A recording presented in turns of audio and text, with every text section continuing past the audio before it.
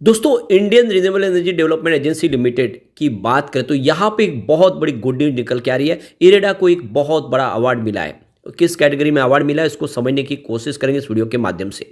और आज स्टॉक के अंदर हमने काफ़ी अच्छी तेजी की शुरुआत देखी है।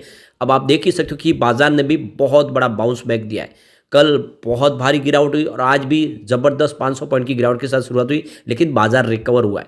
क्या ऐसे में हमें इस समय इरेडा में निवेश करना चाहिए? क्या आने वाले समय ये एक शानदार रिटर्न दे सकता है?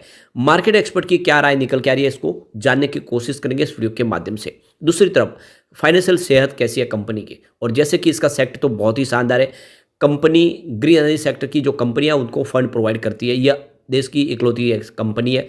और रिन्यूएबल एनर्जी सेक्टर की कंपनी को प्रोवाइड करने वाला जो फंड है, ये आने वाले समय देश का फ्यूचर दिखाई दे रहा है, क्योंकि सरकार ने जिस तरह से इस सेक्टर को प्रमोट करना शुरू किया है और आने वाले 2030 तक 500 गीगावाट की कैपेसिटी को पाना है, तो बहुत सारा इन्वेस्टमेंट की जरूरत पड़ेगी। ऐसे में इस कंपनी का रोल बढ़ता हुआ दिखाई देगा।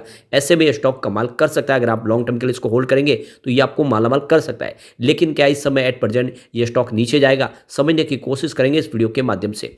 लेकिन फ्रेंड, उससे पहले अगर आप पहली बार हमारे चैनल पर आए तो चैनल को सब्सक्राइब कर दीजिए, एक बेल आइकॉन दबा दीजिए, ताकि जब भी नया वीडियो बने पहला नोटिफिकेशन आपको मिले। वीडियो पसंद आए तो लाइक से जरूर कीजिए। चलो फ्रेंड्स, वीडियो स्टार्ट करते हैं। मैं हूं आपका दोस्त एस.बी. दवे और हमारे अपने चैनल ऑनलाइन कमाई में आपका बहुत बहुत स्वागत है। तो सबसे पहले अगर हम बीएसई सेंसेक्स की बात कर लें तो आप देख सकते हो कि इस समय 70,487 के आसपास है। लेकिन आज जो लो बना वो 69,920 का था, यानी 70,000 का स्तर भी आज टूटा। तो 2 दिन में ही देख सकते हो कि करीब 2,000 पॉइंट की हमने भारी भरकम गिरावट देखी है। और आप ये समझ सकते हो कि 500 पॉइंट की भारी गिरावट के साथ शुरुआत थी, लेकिन इस समय बाजार रिकवर हुआ है। भले ही इस समय थोड़ा सा आपको रेट दिखाई देगा, लेकिन वो सारी गिरावट थम चुकी है और काफ़ी स्टॉक है जो बहुत ज़बरदस्त रिकवर हो चुके हैं। अब बीएसई फाइनेंशियल सर्विस तो ग्रीन हो चुका है, 10,282 के स्तर पे 0.03% की मामूली सी तेजी बन चुकी है। और इसका पॉजिटिव इफेक्ट यहाँ पे इंडियन रिन्यूएबल एनर्जी डेवलपमेंट में भी देखने को मिल रहा है। स्टॉक की शुरुआत हुई नेगेटिव 102 पर, कल की क्लोजिंग 104 के आसपास थी।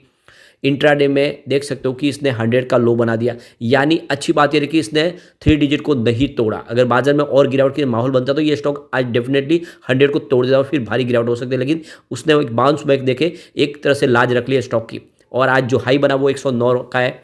इस समय 108 के आसपास स्टॉक ट्रेड कर रहा है, जहाँ पे 3.38% की शानदार तेजी बन रही है। लोगों ने 100 के आसपास काफ़ी अच्छी इसमें खरीदारी की। अब आप इसकी परफॉर्मेंस को देख सकते हो। 14 दिसंबर को स्टॉक 120 के आसपास था, जहाँ पे 7.4% की शानदार तेजी बनी। 15 दिसंबर को यहाँ पे लोअर सर्किट लग गया और स्टॉक आ गया 108 के आसपास। लेकिन 18 दिसंबर को स्टॉक ने फिर से पॉजिटिव क्लोजिंग दी। स्टॉक 110 के आसपास आया, जहाँ पे 2.3% की तेजी बनी। 19 दिसंबर की बात करें तो क्लोजिंग 112 के आसपास, जहाँ पे 1.5% की तेजी बनी। और 20 दिसंबर की बात करें कल तो 104% की आसपास स्टॉक आ गया। उसकी वजह से 6.7% की भारी गिरावट के साथ में, क्योंकि कल बाजार ज़बरदस्त टूटा था और ऐसे में यह स्टॉक भी नीचे आया। इसके बीच में एक बहुत बड़ी गुड न्यूज निकल के आ रही है। तो यहाँ पे देखो कि श्री प्रदीप कुमार दास, जो चेयरमैन और मैनेजिंग डायरेक्टर है Indian renewable development agency company के, उनको सीएमडी ऑफ द ईयर का अवार्ड दिया गया है मिनी रत्न कैटेगरी के अंदर। तो ये जो 13वां आप देखें तो पीएससी एक्सेलेंस अवार्ड जो यहाँ पे दिया गया है, उसमें सीएमडी ऑफ द ईयर यानी मिनी रत्न कंपनी में जितने भी सीएमडी उसमें सबसे शानदार जो परफॉर्मेंस दिए, तो यहाँ पे देखो कि प्रदीप कुमार दास ने दिया और इसीलिए इनको ये बेस्ट एक्सेलेंस का अवार्ड दिया गया है। इसके अलावा अगर देखें तो Indian renewable energy development agency ने खुद अलग अलग कैटेगरीज के अंदर बहुत सारे अवार्ड पाए, जिसमें आप देखें तो ऑपरेशनल परफॉर्मेंस एक्सेलेंस का अवार्ड इनको दिया गया है। इसके अलावा कॉर्पोरेट गवर्नेंस का अवार्ड भी देख सकते इरेडा ने पाया। Corporate social responsibility and sustainability का अवार्ड भी दिया गया है। तो कंपनी का जो बिजनेस है इसे क्लियरली समझ में आ रहा है कि बहुत ही शानदार यूनिक बिजनेस है, और इसीलिए ये जो मिनी रत्न कैटेगरी के अंदर इन्होंने जो सबसे बेस्ट सीएमडी का अवार्ड पाया। इसके अलावा जो अलग अलग कैटेगरीज में जो बिजनेस अवार्ड इनको मिले वो वाकई में काबिल तारीफ है, जो इशारा करिए कि कंपनी का बिजनेस काफ़ी अच्छा और जो आने वाले समय शानदार प्रदर्शन करता हुआ आपको दिखाई दे सकता है। तो परफॉर्मेंस तो हर तरह से अच्छी दिखाई दे रही है। कंपनी बहुत जल्द आप देखें तो नवरत्न भी बन सकती है। लेकिन अब यहाँ पे जो सवाल उठता है, क्या इस लेवल पे स्टॉक क्या महंगा है या फिर इस लेवल पे खरीदारी की जा सकती है?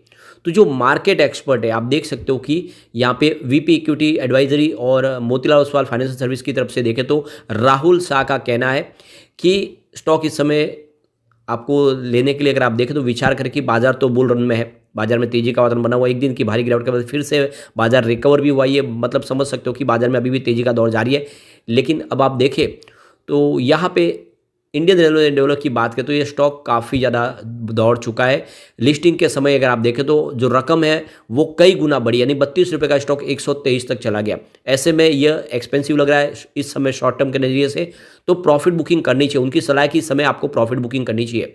लेकिन अगर आप इसका लॉन्ग टर्म का नज़रिया लेके देखें तो वाकई में स्टॉक अच्छा है और आने वाले समय आपको बेहतर रिटर्न दे सकता है। तो ये अगर आप लॉन्ग टर्म इन्वेस्टर है तब तो इसमें आपको बने रहना चाहिए, कोई चिंता की बात नहीं है।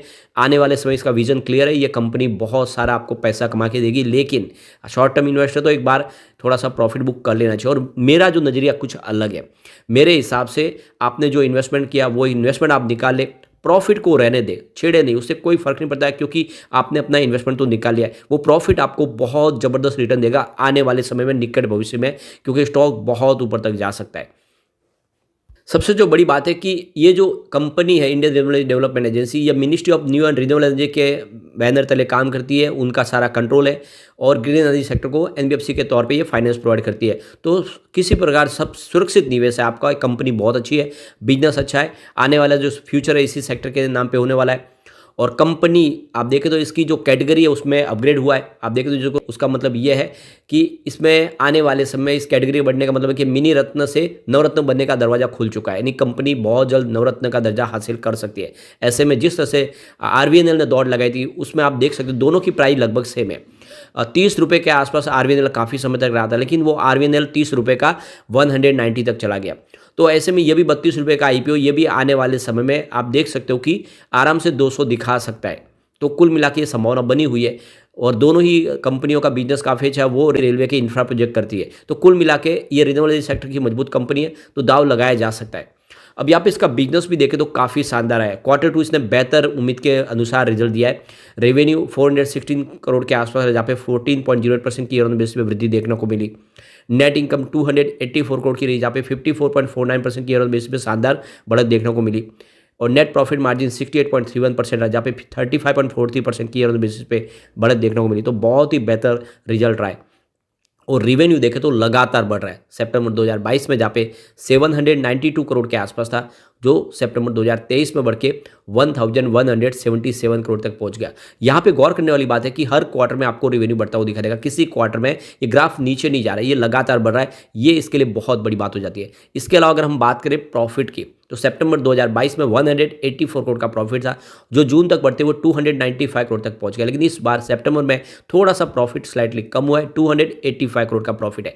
तो जो लगातार जून तक प्रॉफिट बढ़ा, इस बार जरूर कम हुआ, लेकिन प्रॉफिट अभी भी बहुत अच्छा है और ईयर ऑन बेसिस तो आपको प्रॉफिट ज़बरदस्त बढ़ता हुआ दिखाई देगा। इसके अलावा इसका नेटवर्थ भी काफ़ी शानदार तरीके से बढ़ रहा है।